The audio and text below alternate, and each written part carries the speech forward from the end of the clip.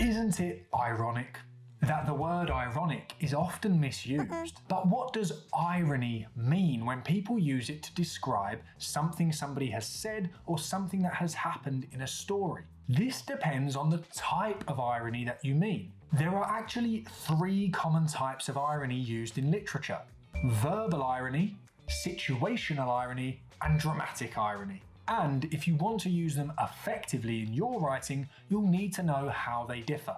Verbal irony involves using words to mean the opposite of their literal definitions. Or in simpler terms, verbal irony means saying one thing whilst meaning another, often for the sake of humour. For example, the character Little John in the Robin Hood story is famously very tall, but his name implies the opposite.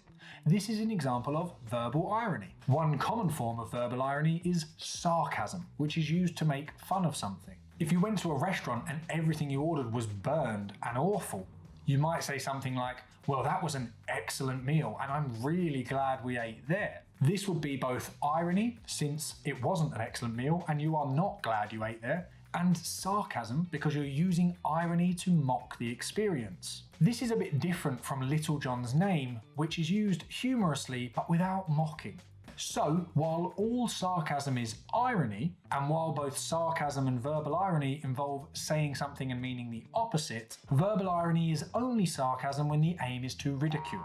Situational irony occurs when something that happens is the opposite of what was expected.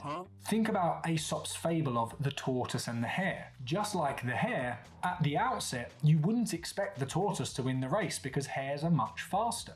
But the story involves an ironic twist, with the much slower tortoise winning the race over and above the much faster hare. The fact that the tortoise's win is so surprising and unexpected only further emphasizes the moral of the story. Persistence and focus are important for success, or slow and steady wins the race.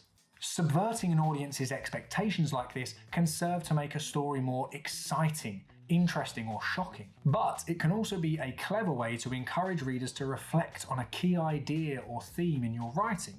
It can make them reevaluate why they expected a particular outcome in the first place.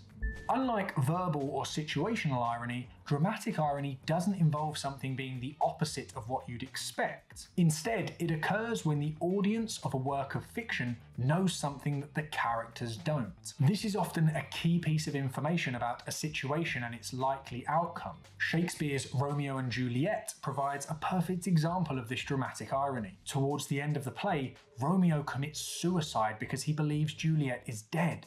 But the audience knows that Juliet is only sleeping and will wake up soon. This is an example of dramatic irony because we, the audience, know something that Romeo, the character, doesn't. This creates a sense of tension as we watch his tragic fate unfold. This is therefore a great technique to use in writing. It builds tension as readers or your audience wait to see when the truth will be revealed and how the characters will react. Do you have any favourite examples of verbal, situational, or dramatic irony from your favourite books, TV, or movie shows? Let me know in the comments if you do. And if you'd like more tips on creative or literary writing, check the links in the description. Your writing